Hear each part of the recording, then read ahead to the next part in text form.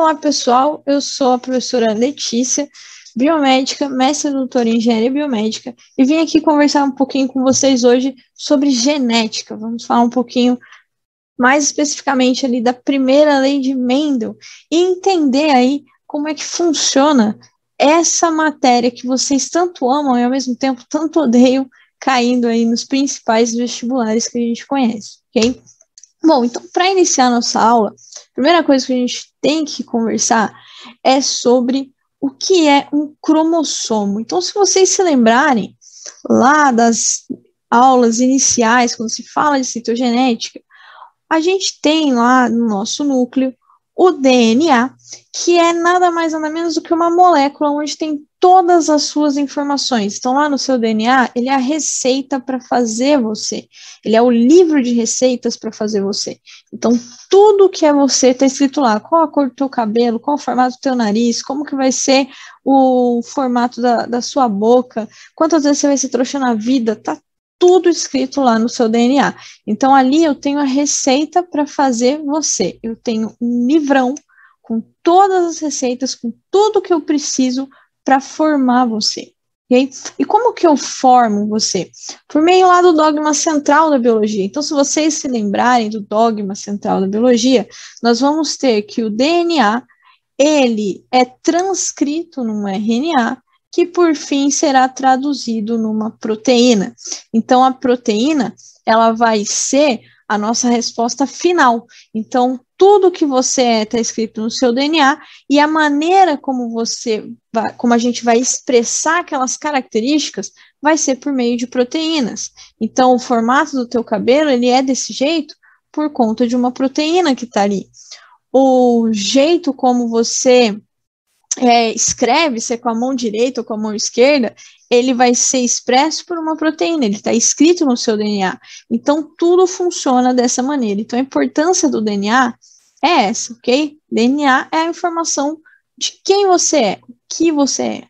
E o DNA, se vocês se lembrarem lá, quando se fala de células eucariontes, ele está guardado numa região chamada núcleo, e lá dentro a gente vai ter, então, um monte de moléculazinhas de DNA todas soltas aqui, ok? Ela vai estar num formato que a gente chama de cromatina, é o DNA relaxado, DNA solto. Lembra muito um fio de linha, sabe linha de costura que a tua avó tem? Então lembra muito um fio de linha, ok? E aí imagina o seguinte, esses fios todos engruvinhados aqui, todos jogados ali, como você acha que fica isso na hora que eu falo, preciso dividir a minha célula? Vai ser fácil dividir esse DNA, eu separar essas moléculas? Não vai, certo? Então, se você pensar como que fica, por exemplo, um fone de ouvido que hoje em dia a maioria tem aqueles foninhos sem fio, né? Mas pensa no fone com fio. Você deixava ele no seu bolso 5 minutos, quando você tirava já era 3 horas para você conseguir desenrolar aquela parte, certo? Imagina você tendo, por exemplo, como no ser humano, 46 fios desses armazenados no seu bolso e aí você tendo que tirar e dividir. Muito difícil, muito complicado, certo? Então, para que fique mais fácil, a gente faz um cromossomo, que é o DNA compactado. É como se eu pegasse aquele fio de linha da tua avó e colocasse ele no novelo, colocasse ele lá no carretel.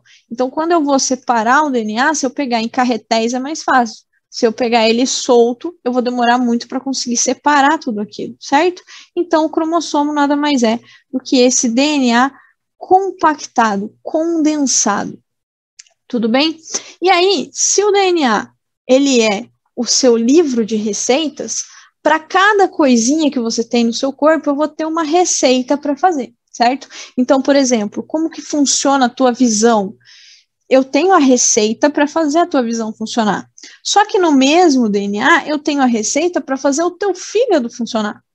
Eu preciso expressar as proteínas do fígado no meu olho? Não. Então, como que eu faço para saber aonde que eu vou, o que eu vou ligar, desligar, qual que é a receita que eu preciso fazer? Indo diretamente na receitinha, e essa receitinha a gente vai dar o nome de gene, ok? Então, o que é o gene? Ela vai ser uma informação que o DNA está te dando para a formação de uma proteína, ok? Então, para eu conseguir enxergar, o meu DNA está avisando que eu preciso fazer isso por meio de uma proteína. Essa proteína está me ajudando a enxergar cores, a enxergar formatos, ok? Então, isso é um gene, é um pedaço do DNA, é como se eu pegasse um trecho aqui do DNA, ok? E aí, esse trecho me dá uma proteína específica para fazer uma função. Então, eu tenho aqui um gene. Tranquilo, gente? Então, o cromossomo, ele é o meu DNA inteiro, compactado. Um gene vai ser um pedaço do meu DNA que me dá uma informação para que eu possa produzir uma proteína, e essa proteína me dá uma função.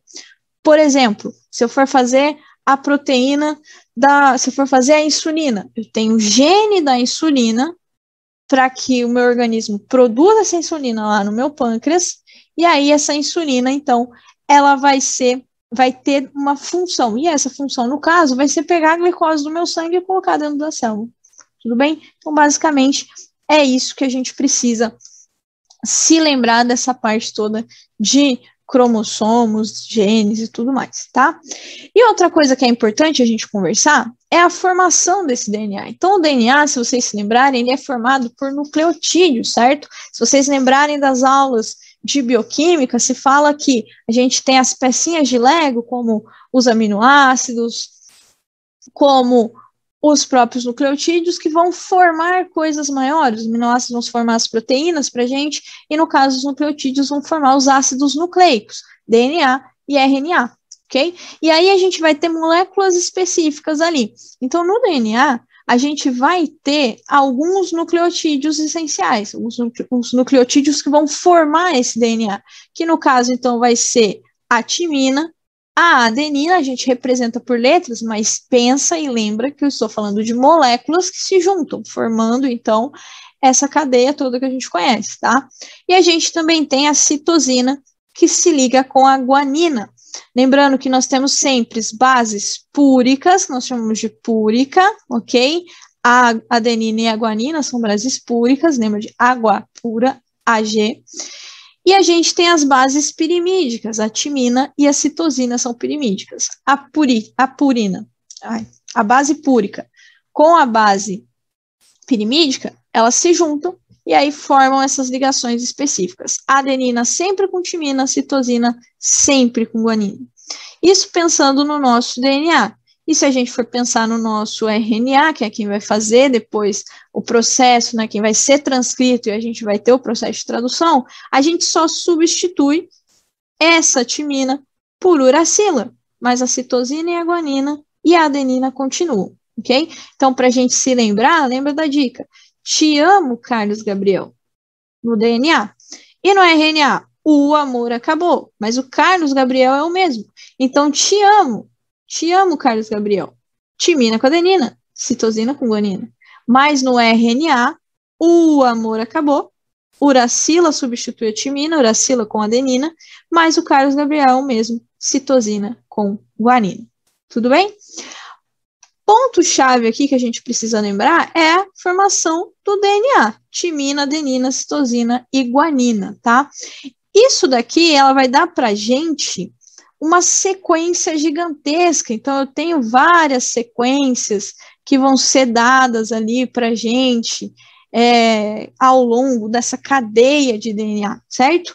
E aí, para eu conseguir fazer as minhas proteínas, eu preciso ir fazer a leitura disso daqui. E essa leitura, lembra, eu tenho aqui o livrinho de receitas, eu tenho a receita que é o gene, e aí eu preciso fazer a leitura dessa receita, que está sendo feita por meio de um código, chamado código genético. E se vocês se lembrarem, no código genético nós temos a correspondência de cada trinca de nucleotídeos, ou seja, cada 3 nucleotídeos, eu tenho ali, chamo um aminoácido, ok? Então, a cada trinca, eu pego um aminoácido. A junção de aminoácidos me dá uma proteína. Tudo bem? Ah, sobrou 2 aqui. Se não é trinca, não é lido, então isso aqui não vai ser lido. Tudo bem? Coloquei um U ali, mas não era para ter U, tá? Era para ser um T, porque isso aqui é DNA. Então, gente, isso é o código genético, é a correspondência entre a trinca e o aminoácido. Ok? Como que eu sei qual que é a trinca de nucleotídeos, qual que é o aminoácido correspondente. Existe uma tabela que, quando a gente pensa em vestibular, o vestibular sempre te dá essa tabela, caso ele queira que você faça essa correspondência. Se ele não quiser, ele não te dá a tabela, você não precisa ficar ali quebrando a sua cabeça por conta disso. Tudo bem? Então, isso é o código genético. Uma dica muito importante para vocês é que, às vezes, a gente tem algumas citações em questões onde se fala assim, uma mutação muda o código genético. Não, eu não vou mudar o código genético. O que é o código? O que é um código? O código é quando eu vou ter, então, letras ou números ou frases ou músicas correspondentes a determinada informação, ok? Aqui é a mesma coisa, eu tenho aquelas letrinhas, eu tenho aqueles nucleotídeos correspondendo a uma informação, e isso não muda, independente da mutação ou não, aquela trinca sempre me dá o mesmo aminoácido. O que muda é a sequência, então não é mais aquela trinca que está ali, eles foi modificado por outro. Então, eu não vou conseguir colocar aquele aminoácido, eu vou ter que pôr outro aminoácido, que é o correspondente desse. Então, o código não muda. O DNA pode ser alterado por mutações e afins, mas o código genético ele vai continuar o mesmo, tá? E às vezes isso aparece para vocês em questões de primeira fase, aonde você tem ali uma alternativa e você lê, a mutação mudou o código. Opa, é isso. Não, o código não muda, ok? Bom, pensando no ser humano, nós temos, a gente sabe ali que nós temos 46 moléculas de cromossomos lá nas nossas células. Então, quer dizer que nós temos 46 moléculas de DNA. Cada molécula me dá uma informação diferente. Então, eu vou ter, por exemplo, num determinado cromossomo, eu vou ter aqui a informação, vou colocar diferente aqui, eu vou ter aqui a informação, por exemplo, para a cor do seu cabelo. No outro cromossomo, eu vou ter aqui a informação para o formato do seu cabelo, ok? Então, estão em cromossomos diferentes. Aqui eu estou só dando um exemplo, tá? Não é exatamente essas características, mas eu só estou dando um exemplo. Então, em cada um deles eu tenho alguma coisa, tá? Nós temos 23 cromossomos que vieram da nossa mãe e 23 que vieram do nosso pai. Isso significa o quê? Isso significa o seguinte, que a tua mãe, ela te deu esse primeiro cromossomo e esse segundo cromossomo aqui. A tua mãe falou que você tem a cor do seu cabelo loira e você falou também que você tem o formato do seu cabelo cacheado. É isso que a sua mãe falou. O seu pai, ele também te deu o cromossomo número 1, que também vai te falar qual que é a cor do seu cabelo, só que o teu pai, ele te deu o moreno. Ele também te dá o cromossomo 2 aqui, ó, que vai te falar qual que é o formato do seu cabelo. E aqui ele te dá, por exemplo, que você vai ter o cabelo liso. Então, percebe que você tem o mesmo cromossomo, o número 1, com a mesma característica, cor do cabelo. Só que eu tenho uma variável dentro dessa característica. Pode ser loiro ou moreno, pode ser ruivo, pode ser castanho, ok? Então, a gente tem variáveis dentro dessa característica, tudo bem? Então, para cada característica que você expressa, que você possui, você tem sempre 2 cromossomos trabalhando. E é claro, uma característica, ela acaba sendo mais forte que a outra. E aí você acaba expressando ela, enquanto a outra fica guardadinha aí com você, fica ali latente por um tempo, ok? Por um tempo não, vai ficar guardada ali com você. E aí você pode passar isso para os seus filhos, por exemplo. Então, você não expressa, mas você pode dar para o seu filho no futuro, por exemplo, porque você carrega a informação. Você só não expressa a informação. Tudo bem? O que isso significa? Significa que quando eu faço a minha síntese de proteína, eu estou fazendo aqui, ó, nesse cara aqui, não nesse. Ok? Porque eu tenho um gene que vai ser ali mais o que a gente chama de dominante sobre o outro. Tudo bem? Isso é um ponto importante. E esses genes, uma coisa que é importante se falar também, é que esses genes, eles são passados de uma geração para outra, ok? Então, eu passo esses genes, lembra do loiro, do moreno? Eu posso passá-los para as próximas gerações. Posso dar um ou posso dar outro para a minha próxima geração, que vai se juntar com o meu parceiro, a minha parceira, e aí, então, vai me dar um bebezinho fofo, ok? Com características misturadinhas ali em minha e do outro, beleza? Então, esses genes, eles são transmitidos de uma geração para outra. Isso a gente dá o nome de hereditariedade, tá? Então, isso é a hereditariedade. E a genética nada mais faz do que estudar a hereditariedade, estudar essas probabilidades de se mandar um gene, de se mandar outro, de fazer essa manutenção gênica, ok? Então, basicamente, é isso que é a genética. Bom, quando a gente tem, então, um cromossomo da mãe e um cromossomo do pai, considerando que esses cromossomos são os mesmos, é o número 1 é o número 1, é o número 2 é o número 2, que tem as características no mesmo local, a gente chama esses cromossomos de cromossomos homólogos. Vocês devem se lembrar quando se fala de meiose, mitose, que todo mundo faz uma grande confusão, certo? O que são os cromossomos homólogos? São os cromossomos que apresentam os mesmos genes nas mesmas posições. Então, quando eu olho para esses cromossomos, eles são iguais, ó. Ele me dá a cor do cabelo, ele me dá a cor do cabelo no mesmo local. Eles são homólogos. Mas ele pode me dar uma característica, uma variante daquela característica. Um dá o loiro, o outro dá o ruivo, um dá o moreno, o outro dá o castanho, ok? Então, eu tenho variáveis nessa característica. Essas variáveis, eu vou dar o nome de alelos, tudo bem? Mas a gente conversa melhor sobre isso daqui a bem pouquinho. Bom, se eu pegar aqui para vocês um exemplo de cromossomo e ampliar aqui para vocês, vocês veem, ó, que no mesmo lugar eu tenho o mesmo gene, então cor do cabelo.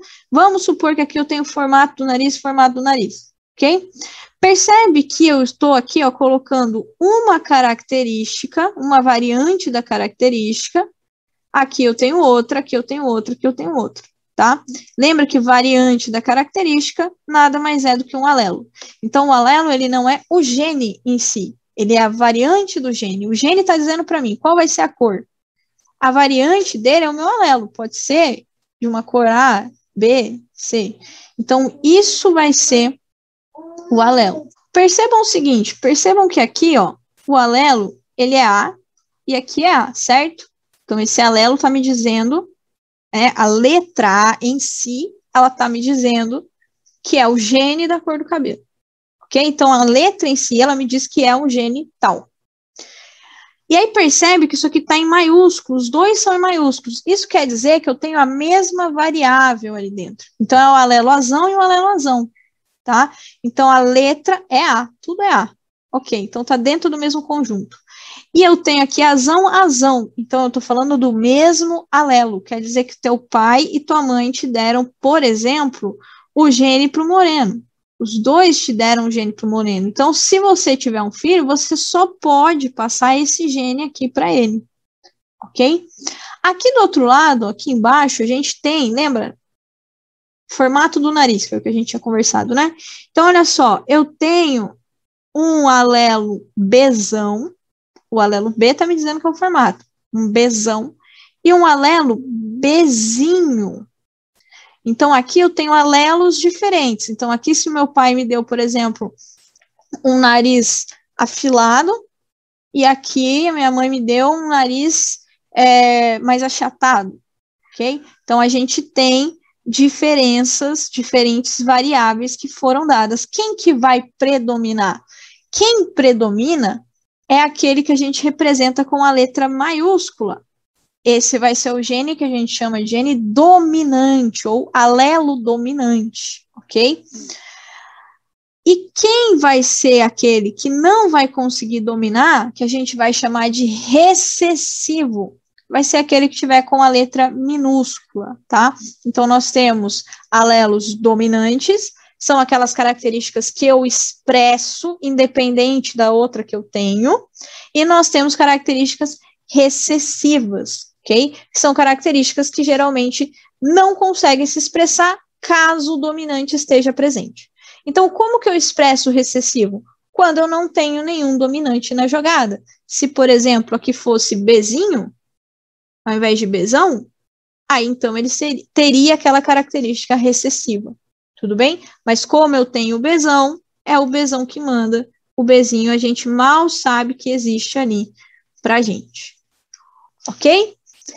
Isso, gente, é um conceito básico e geral.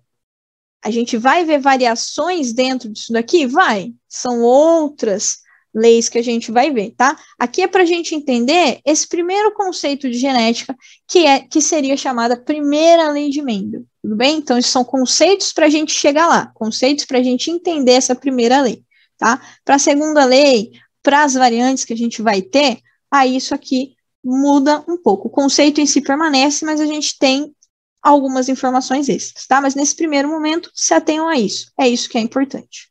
Ok? Bom, então, os cromossomos homólogos, eles apresentam os mesmos genes, porém, eles podem ter variantes diferentes. Variantes de um gene são chamados de alelos. Tudo bem? Essas são as informações que você precisa sair do slide sabendo. Você precisa sair daqui lembrando que um gene, ele vai ser a porção de DNA que te dá informação para você fazer uma proteína, e essa proteína faz você expressar uma característica, tá? Lembrando que essa característica pode ser visível, tá? Feições, ou não, pode ser, por exemplo, formação de uma proteína como a insulina. Eu não estou vendo fazer, mas você tem um gene fazendo aquilo, ok? Lembrar que nós temos sempre, para fazer essas proteínas, a utilização do chamado código genético, o código genético que vai ser a correspondência entre uma trinca de nucleotídeos com um aminoácido, e esse código, ele é universal e ele não se altera, porque o código não se altera, mas o DNA, ele pode se alterar. Lembrar que os genes, eles são sempre transmitidos de uma geração para outra, eu sempre passo os genes que eu tenho, ok? Adiante, e lembrar o que são os chamados cromossomos homólogos, que é os cromossomos que estão vindo, um da minha mãe e um do meu pai, que vão possuir os mesmos genes, mas que podem ter alelos diferentes, variantes desse gene diferentes, ok? Tranquilo, gente? Esse é o primeiro ponto que a gente precisa para entender melhor o que é a genética, tá? Bom, existem alguns conceitos, então, dentro da genética que a gente não pode deixar passar. E aí eles precisam ser anotados. Então, anota aí que a genética, ela estuda a hereditariedade. Como a gente já tinha falado, ela vai estudar essas informações que são passadas adiante, de pai para filho, de mãe para filho, ok? A gente vai ter alguns conceitos que vão permear isso. Então, a sua constituição genética, as suas letrinhas, A, T, C, G, G, C, T, A e assim por diante, elas vão ser chamadas de genótipo, ok? Então, o que é o genótipo? É a sua constituição genética. São as letrinhas que eu vou ver ali se formando. É quando eu pego o trecho do teu DNA e vou ver quais são os nucleotídeos que estão ali. Isso daqui é a sua constituição genética, ok? No genótipo, a gente vai ver, então, quais são os genes e as suas variáveis, os alelos. Então, o genótipo, quando você pega uma questão de vestibular, ele vai ser o seu azão, azão, azão, azinho, azinho, azinho. Por que 2 azão, azão? Por que azão, azinho? Porque lembra que eu sempre tenho um do pai e um da mãe. Então, as minhas características, elas são ditadas sempre por 2 cromossomos. Por isso que a gente sempre tem 2 cópias do alelo. Ok? Podem ser iguais ou podem ser diferentes. Ok? Recebe nomes isso? Recebe. Daqui a pouquinho a gente conversa sobre, tá? E a gente vai expressar uma característica. Então, isso daqui na sua questão é o genótipo. E o fenótipo é a característica que eu estou expressando. Por exemplo, vou dar um exemplo agora que é o clássico, que é provavelmente a doença que mais aparece no vestibular quando a gente pensa em genética, que é o chamado albinismo. O albinismo é uma característica. O albinismo ele é uma característica recessiva. Então, para você ser albino, você tem que ser azinho, ok? Esse é um conhecimento de causa que a gente fala ali no vestibular. Então, todo mundo já sabe, mas às vezes o vestibular ele te avisa. Como que ele fala? Ele fala assim, ó, para você ter o fenótipo albino é recessivo. O que é o fenótipo? É o que eu estou expressando. Então, quando eu olho, a pessoa é albina. Isso é o fenótipo dela, ok? Então, o fenótipo dela é eu olhar para ela e ela não ter a presença de melanina.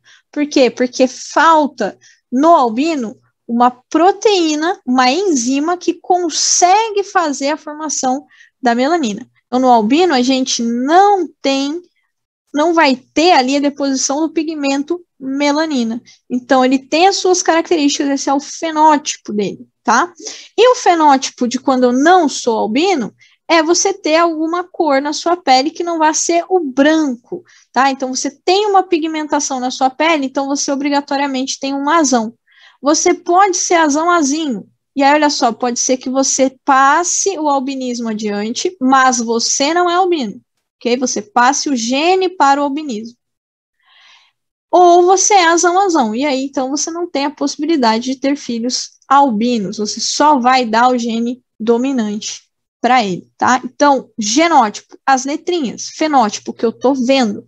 O fenótipo, em alguns livros, vocês podem encontrar como a descrição de uma característica manifestada pela junção do genótipo junto ao ambiente. O que isso quer dizer? Pensa numa pessoa que não é albina. A gente já sabe que ela é azão alguma coisa, tá? Aqui no caso, quer dizer o quê? Que ela consegue converter, ela tem uma enzima que consegue fazer a melanina. Então, ela consegue fazer. Quanto de melanina você vai ter? Aí são outros genes envolvidos, ok? Aí foge da nossa primeira lei, são outros genes envolvidos. E a gente vai ter a deposição de melanina não apenas pelo meu genótipo. Então, não basta simplesmente eu ser azão-azinho. Não basta simplesmente eu ter uma deposição pequena, média, alta. A gente precisa da ação do sol. Então, se eu tenho uma característica para ter uma deposição mais baixa de melanina, que é o chamado caucasiano, certo?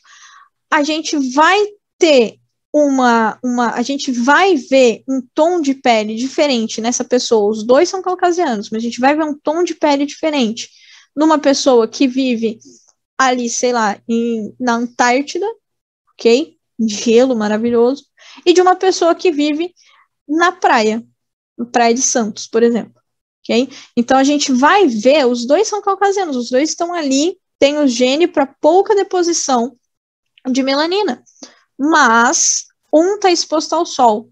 Isso é um estímulo para a produção, o outro não. Então, isso não é um estímulo. Então, a gente tem tons de pele diferentes por isso. Então, por isso que o fenótipo em alguns lugares, vocês vão ver como a manifestação de uma característica por meio do seu genótipo, mais do ambiente. Ok? Existem genes, existem fenótipos, por exemplo, que a gente não depende tanto da exposição ambiental, ok? Produção de insulina. Produção de insulina eu vou expressar tendo gene para produção de insulina. Independente tanto do ambiente. O ambiente vai conseguir fazer eu produzir mais ou menos? Vai, dependendo da minha alimentação, de coisas do tipo. Mas não está tão atrelado quanto a melanina, por exemplo. Tá? A melanina ela tem uma certa dependência do sol para a gente ver essa deposição, dependendo ali do tom de pele. No insulina, não, a gente vê a produção ou não produção, ok? Tranquilo? Então, isso é o genótipo e o fenótipo, ok? Bom, algumas informações que a gente precisa. Quando a gente tem, lembra que eu falei que nós podem ter ali variantes iguais, ok? Azão, azinho. Isso a gente chama de homozigoto. Homozigoto dominante, letra maiúscula, homozigoto recessivo, se eu tivesse aqui uma letra minúscula dos dois lados, ok? Então, quando eu sou homozigoto, eu tenho cópias de alelos iguais. Meu pai e minha mãe me deram alelos iguais. E quando eu tenho cópias de alelos diferentes, meu pai me dá uma, minha mãe me dá outra, eu chamo isso de heterozigoto. Então, é um ser heterozigoto. Isso aparece para vocês? Aparece. Por exemplo, um indivíduo que possui a deposição de melanina em homozigose. Quer dizer o quê? Que ele é azão. Ele consegue colocar a melanina ali. Ele não é albino. Ok? Em heterozigose, quer dizer que ele é azão-azinho. Casa-se com uma mulher também heterozigota para a deposição de melanina na pele. Então, nós temos aqui heterozigoto. com heterozigoto. Qual a probabilidade de terem um filho albino? Aí a gente entra na primeira lei, que daqui a pouquinho eu explico. Tá? Então, esses termos, eles aparecem para vocês, ok? Um homem fenotipicamente normal. Aí você vai ter que ver qual que é a normalidade. É o azão ou é o azinho? Ok? Então, lembrando, existem características que se manifestam acima de outras. Eu vou chamar elas de dominante. E existem características que acabam não se expressando na presença de dominante, recessivo. Isso não quer dizer que o dominante aparece mais na população que o recessivo. Por exemplo, nós temos uma característica dominante chamada de polidactilia. Então, aqui ó, tem uma pessoa com 6 dedos, ok? Ah, isso daí é montagem? Pode ser, mas o fato é que existem pessoas que têm 6 dedos, ok? 6 dedos. Esse problema se chama polidactilia, ok? Polidactilia. E ele é um problema dominante. Como assim? A pessoa que tem polidactilia, ela é azão alguma coisa. Pode ser azão ou azão-azinho, ok? Você tem 6 dedos em alguma parte, aí, em alguma mão, algum pé? Pode ser que você tenha. Mas se você não tiver, você já sabe automaticamente que você é azinho-azinho. O que você vai dar para o seu filho? O azinho. Somente essa é a única possibilidade que você tem para dar para o seu filho. E aí a gente tem a maioria das pessoas com 5 dedos. 5 dedos nas mãos, 5 dedos nos pés. Sem a polidactilia. Porque todo mundo é recessivo. Então, todo mundo que não tem os 6 dedos, a gente já sabe que é azinho-azinho. Olha que louco. Aí, se eu tiver e passar para o meu filho, obrigatoriamente, ele vai ter a polidactilia, porque é um gene dominante. Ok? Aqui, o gene albino. O gene albino, ele é recessivo. Ok? Então, aqui tem a foto de uma pessoa albina. Ele é recessivo, azinho-azinho. Se você não é albino, automaticamente você é azão alguma coisa. Pode ser azão-azão ou azão-azinho. Tá? Como que eu chego na onde que eu sou? Aí você tem que fazer um estudo da genética familiar. Como que eu chego nisso no vestibular? O vestibular te conta, tá? Então ele te diz se o ser que ele está te colocando ali é heterozigoto ou não. Ou então ele te fala, por exemplo, pais normais tiveram um filho normal e um filho albino. Como que o filho é albino? Azinho. Como que é o pai normal? Azão alguma coisa, azão alguma coisa. O que esse pai pode dar para o filho? O azão ou alguma coisa dele. E essa mãe? O azão ou alguma coisa dela. Para eu ser albino, não tem que ser azinho? Se eu tenho um filho albino, obrigatoriamente essa mãe deu alguma coisa, esse pai deu alguma coisa. Por quê? Porque se ele tivesse dado o azão, o filho não era albino. Mas como ele teve, significa que esse alguma coisa a gente já sabe que é azinho. Ok? Ai, ficou confuso. Calma que a gente vai explicar isso daqui melhor, que a gente entra na primeira lei de Mendel. O que eu preciso que vocês saiam desse slide sabendo? Primeiro, que a genética vai estudar a hereditariedade, que as letrinhas, o azão-azinho, azinho-azinho, bezão-bezão, bezão-bezinho, bezinho-bezinho, eles são o genótipo daquele indivíduo, ok? Então, são os alelos que a gente está vendo que ele possui, isso é o genótipo, e que a expressão desse genótipo, às vezes associada também com o fator ambiental, mas as questões geralmente não levam em consideração o fator ambiental, apenas o genótipo em si, isso a gente chama de fenótipo. Tudo bem? E também lembrar que quando a gente tem as duas letrinhas iguais, azão, azinho, eu estou falando de cromossomos ali que vão ser homozigotos, cromossomos não, eu tenho alelos homozigotos, e quando eu tenho azinho, nós estamos trabalhando com algo que é heterozigoto, ok? Letrinhas diferentes. E lembrar também que nós sempre temos uma característica que domina a outra. A que domina eu chamo de dominante, a outra eu chamo de recessivo. Tranquilo? Podemos até puxar uma informação a mais, que sempre que eu for dominante, eu vou ser azão alguma coisa, e sempre que eu for recessivo, eu tenho que estar em homozigose. Eu vou ser azinho, ok? Excelente, você está falando de azão, de azinho e tal, mas sempre há para qualquer coisa? Alguns, a gente pode até dar outras letras. Via de regra, eles usam azão, azinho, tá? Mas a gente tem doenças, algumas características que o vestibular te dá a letra. A minha dica é sempre, segue o que o vestibular está te passando.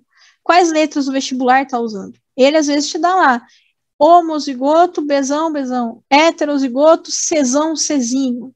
Usa a letra que ele te der, a letra ou de menos. O importante é saber se é maiúsculo, minúsculo, heterozigoto. Se é 2 maiúsculo ou 2 minúsculo, homozigoto. Ok? Continuando. Nós tivemos, quando a gente fala de genética, a gente automaticamente precisamos falar sobre o pai da genética, que foi um cara chamado de Gregor Mendel. Ele foi um cara que morava num monastério e ele era muito curioso com relação a essa coisa de passar características adiante. Estamos falando, gente, de 1860 e pouco. A gente não sabe sobre tudo aquilo que eu te contei. Ele não sabe tudo que eu te falei, os spoilers todos que eu te dei, o Gregor Mendel não fazia ideia.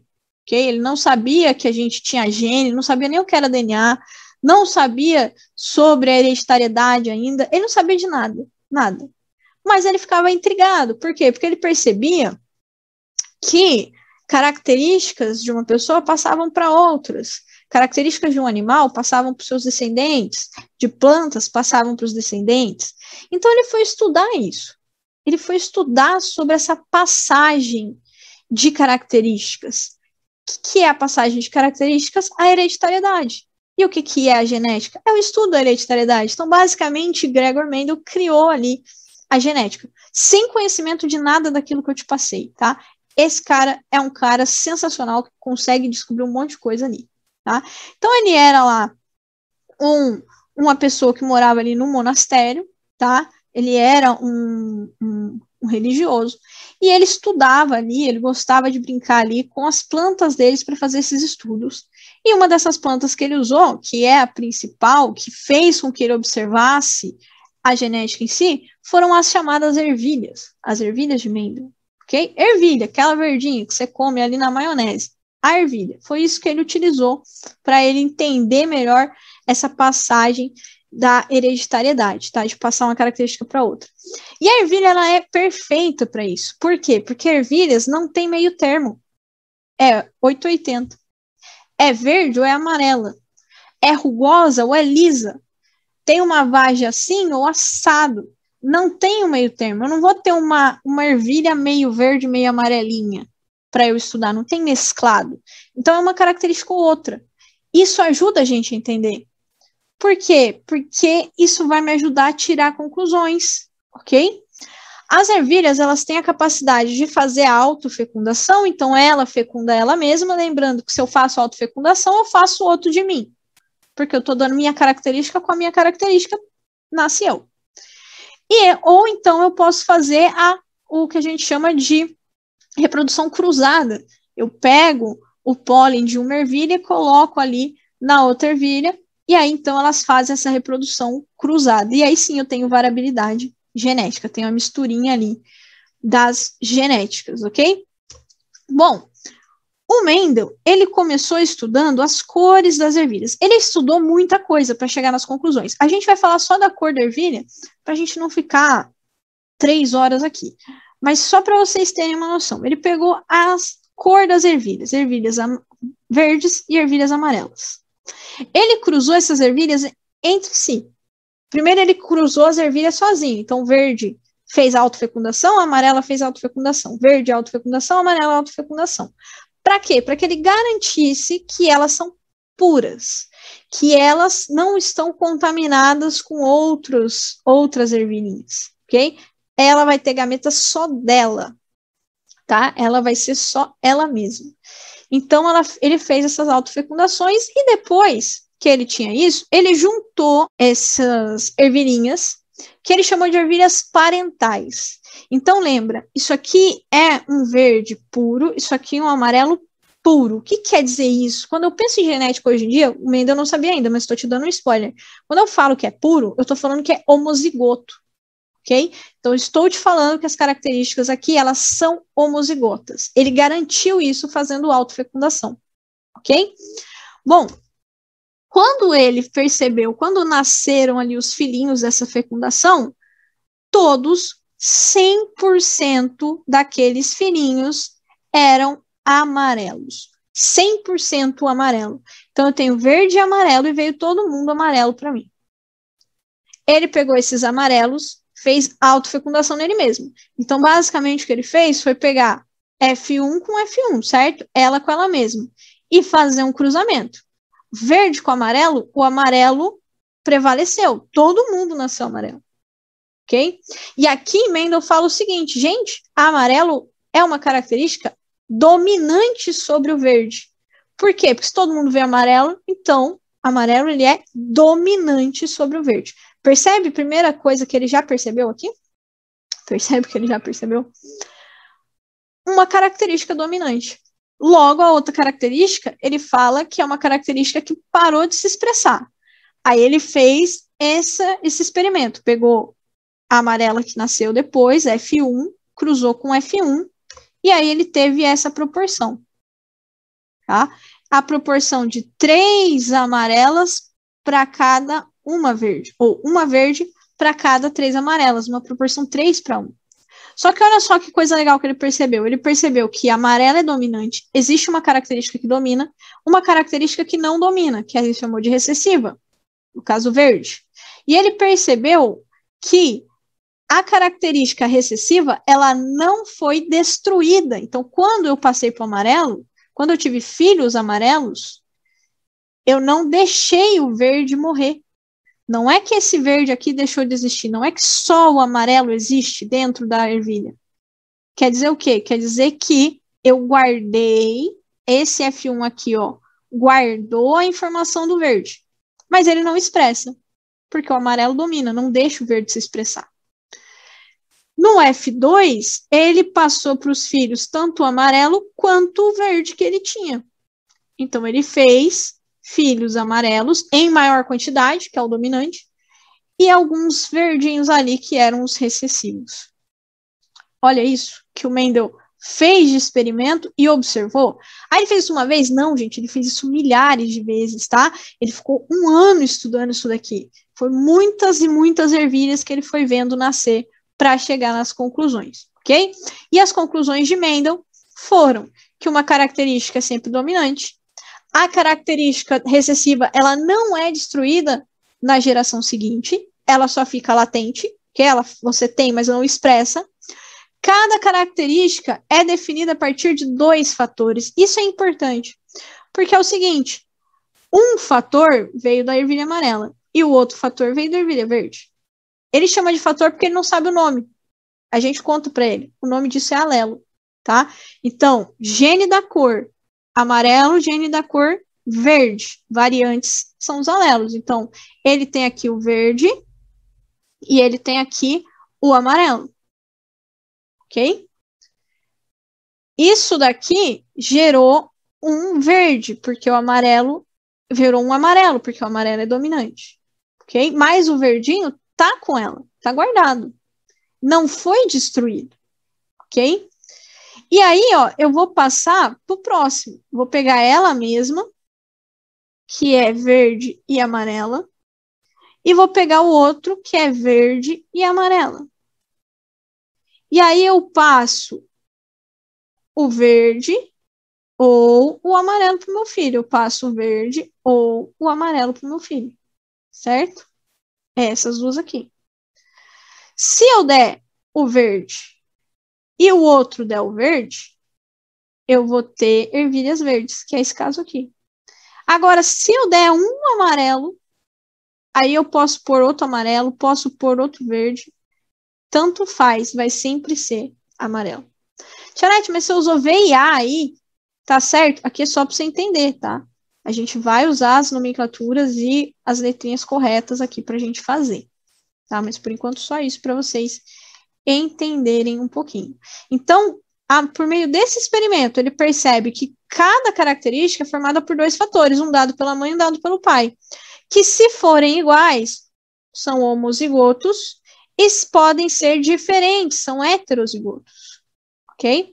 E os fatores para as características, eles são separados, provavelmente, a gente sabe que é assim, mas ele ainda não sabia, na formação de gametas. Então, é lá nos gametas que eu separo isso, na meiose, ok? Ele não sabe. Não tem meiose para ele, ainda não descobriram. Mas ele já pensou na meiose. Que no gameta eu divido as minhas características, ok? E cada gameta leva um único fator. Ou o gameta leva o verde, ou o gameta leva o amarelo. Os dois juntos o gameta não consegue levar. Então, olha tudo que Mendel pensou sem ter conhecimentos prévios por meio dos seus experimentos. E é claro que todas essas ideias dele vão ajudar muito a genética depois, porque daí vieram outros caras que pegaram isso e foram estudar, vamos entender então o que Mendel tinha falado. Ok? Espero que ok. Com esse experimento, Mendel cria sua primeira lei, que os alelos, eles são separados na formação dos gametas e reorganizados na fecundação. Basicamente é isso que a primeira lei dele fala, ok? Que a gente separa essas características e aí depois eles se encontram na fecundação. Um dá uma característica, o outro dá outra. Então, para a gente entender, o que Mendel fez? Mendel descobriu que tinha um dominante, azão, um recessivo, azinho. Geralmente os livros trazem para você Vzão, Vzinho, ok? É a mesma coisa, gente, eu só estou mudando a letra, tá? Só, em vez de usar o V, estou usando o A. Só isso.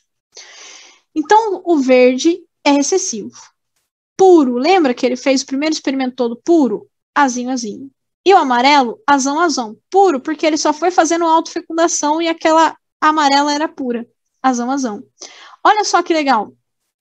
Quando a Servira for fazer gametas, ela só consegue levar gametas azão. E a amarela só consegue gerar gametas. Aliás, desculpa, a verde só consegue gerar gametas azinho e a amarela só consegue gerar gametas azão. Gente, aqui a gente tem um quadro formado, tá? Então, a gente tem um quadro que a gente chama de quadro de Punnett, ou quadro de Punnett, ok? A gente chama de quadro de Punnett. Quadro de Punnett.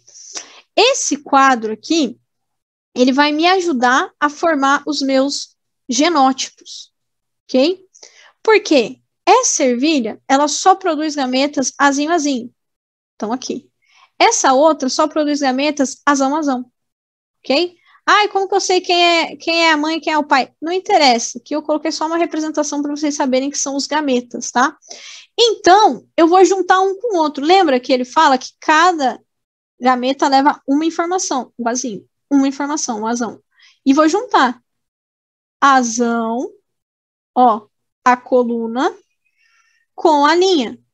Azinho, azão, azinho, azão, azinho, azão, azinho.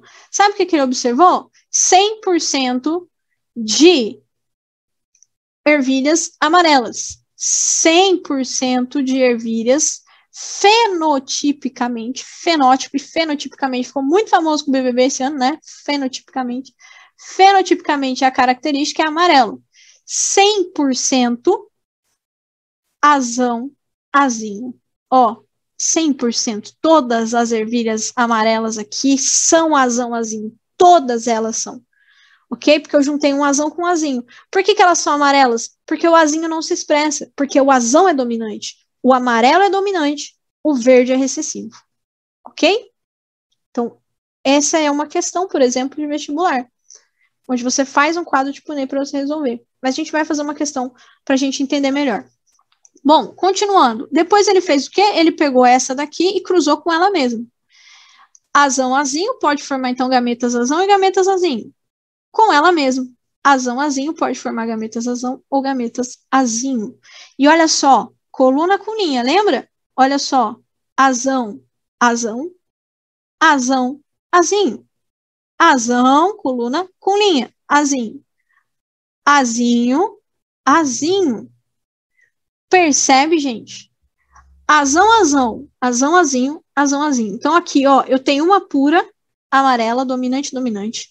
Uma heterozigota amarela, outra heterozigota amarela. 3 amarelas, foi o que ele viu, né? 3 amarelas.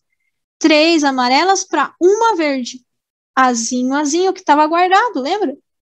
Não passou, essa geração não expressa, mas eu consigo passar para a próxima seguinte. Azinho, azinho, que é o verde. 3 para 1. É a proporção que a gente tem dominante, recessivo, na primeira lei de Mendel. Então, questões de primeira lei de Mendel, elas são assim, tá? Elas vão sempre te dar ali uma característica, tá? Só estou trabalhando com uma. Isso é primeira lei de Mendel. Só a cor, é amarelo ou é verde, tá? Só se é ou não albino. Só uma característica, tá? Só se é ou não, tem ou não polidactilia. Isso é primeira lei de Mendel, ok? E aí, ó, para você resolver, eu faço cruzamento. Separo os possíveis gametas e faço o quadro de Punnett. Tranquilo, pessoal? Basicamente, tudo que a gente precisava falar de genética, primeira lei, os conceitos básicos, a gente falou hoje. Então, vamos ver se entendeu mesmo? Aqui tem uma questãozinha, tá? Pra gente ver se entendeu. As diferentes cores de pelagem de um gato siamês são resultantes de um caso particular de albinismo, que confere a cor clara aos pelos da maior parte do corpo e cor escura aos pelos de extremidades, como orelhas, focinhos, patas e cauda.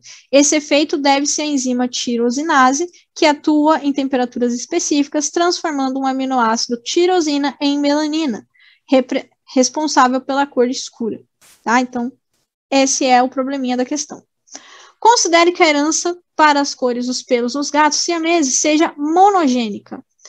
Herança monogênica também pode ser chamada de heranças da primeira lei de Mendel, que funcionam com a primeira lei de Mendel, tá? Monogênica recessiva. Primeira dica para você resolver uma questão de vestibular com genética. Ler muito bem o enunciado, extraindo as informações. Então, o que ele me dá? Ele me dá que pelo siamês, para ser siamês, ele é monogênico recessivo. É azinho, azinho. Ok? Monogênico, um único gene. Recessivo é o azinho, esse gene, esse alelo. Então, azinho, azinho, a gente vai ser, a gente não, né? O gato vai ser siamês. Ok? Então, se for azinho, azinho é siamês. Que gatos que portam ao menos um alelo dominante, se for azão, azão ou azão, azinho, apresentam pelagem toda preta. Então, isso daqui é uma pelagem toda preta. Ok? E considere os cruzamentos 1 e 2. Tá? Cruzamento número 1. Entre um casal de gatos siameses. Casal de gatos siameses. Todo siamês é azinho. Então, se é um casal, a fêmea e o macho são siameses. Cuja fêmea está gerando 4 filhotes. Ok. Qual que vai ser o cruzamento disso? Lembram do cruzamento? Faz o teu quadro ali. Não tenha medo de fazer o teu quadro. Ok? Separa eles, ó. Azinho, azinho. Azinho, azinho. Por quê que ficou assim, Tia Leti? Porque, ó, esse só pode dar azinho. Esse também. Tá? Então, as duas chances dele passar para ele só pode ser azinho. Então, o que a gente vai ter aqui, ó? Azinho, azinho. Azinho, azinho. Azinho, azinho. Azinho, azinho. Ok? Então, essas são as possibilidades. O que eu tenho aqui? Genotipicamente, nós temos 100% azinho, azinho. Logo, fenotipicamente, nós temos 100% de gatos siameses. Ok? Isso é importante. Bora para o segundo cruzamento. Entre um casal de gatos pretos que gerou 2 filhotes siameses. Casal de gato preto. Preto é azão alguma coisa com azão alguma coisa. Ele gerou filhotes siameses. Obrigatoriamente, ele gerou um filhotinho que foi azinho, azinho. Veio dele. Quem deu esse azinho? A mãe. E quem deu esse azinho? O pai. Ok? E gerou um filhote preto. Olha só, se eu fizer o cruzamento disso, só para a gente entender. Ó, vou fazer o cruzamento disso daqui. Azão, azinho com azão, azinho. Eu tenho o quê? Azão, azão, azão, azinho. Jesus. Aí. Azão, azinho, azinho, azinho. Ok? Ele tem o quê? Olha só. Azão, azão. Ele tem 2 vezes azinho, azinho. Azão, azinho, desculpa. E ele tem 1 vez o azinho, azinho. Se eu pensar em 100%, né? Vamos trabalhar com uma probabilidade simples. 100% de filhotes, então eu tenho 2 vezes esse em 4, metade, 50% de azão-azinho, logo sobra 25% de azão-azão, 25% de azinho-azinho, ok? Precisava fazer tudo isso para a questão? Não, precisava ler o que ela pede, mas eu queria só explicar para vocês o que vai chegar. Qual será o fenótipo dos descendentes do cruzamento 1? Fenótipo do cruzamento 1, 100% siamês. Todos os filhotes serão siameses, ok? Qual a probabilidade de um filhote preto gerado no cruzamento 2 ser heterozigoto? Qual a probabilidade de um filhote preto, ó, ele é preto, ser heterozigoto? Tá aqui, ó, ok? Aí a gente entra numa parte de probabilidades, que a gente não conversou nesse vídeo, mas só para vocês saírem com essa questão pronta, tá? A probabilidade do filhote preto, a gente já sabe que ele é preto. O enunciado, ele já falou que ele é preto, ok? Então, ele é azão alguma coisa, tudo bem? Ele não pode ser azinho-azinho, ele já falou, é preto. Gerado no cruzamento 2, ser heterozigoto. Qual a chance dele ser heterozigoto? Ó, 2 chances dentro de 3. Vou fazer aqui melhor e mais bonitinho para vocês enxergarem melhor a informação, ok? Faz o teu quadro lá, ó, azão com azinho, azão com azinho. A gente vai ter azão com azão, azão com azinho, azão com azinho, azinho com azinho, certo? Qual a probabilidade de um filhote preto? Se ele é preto, esse aqui não tá dentro, porque esse é siamês. Obrigatoriamente ele é azão alguma coisa. Eu já sei que ele é azão alguma coisa. Quem me contou? O enunciado. Por isso que é importante saber ler o enunciado. Por isso que a primeira dica importante para fazer uma questão de genética é essa. A segunda dica é fazer os cruzamentos, que é o que a gente fez. Por quê? Porque daí a gente já fica esperando o que a questão vai pedir. Ok? Então, fiz os cruzamentos. Ele é azão alguma coisa. Para ele ser azão-azinho, eu tenho 2 chances dentro de 3 possibilidades do gato ser preto. Então, eu tenho 2 chances dentro de 3 possibilidades do gato ser preto. Aí entra lá na probabilidade, que é o quê? A parte pelo todo. 2 chances dentro de 3 possibilidades de ser preto. Ok? Tianete, não seria 2/4? Não. Por quê? Porque a questão, ela me disse que o filhote é preto. Ela já especificou. Tá ali dentro dos pretos, como é que eu faço? E se ela não tivesse falado, qual a probabilidade de um filhote ser heterozigoto? Opa, aí ele não falou do preto. Ele falou de um filhote, qualquer filhote, entre eles. Aí inclui o siamês. Aí, então, aqui a gente teria 2 possibilidades dentro de 4 possíveis. Ou você pode considerar isso meio se você fizer lá a divisão 2/2, 4/2, meio, tá? Então, percebe como é importante ler a questão? Se ele te pede a probabilidade do filhote preto, já estabeleceu, ele é preto.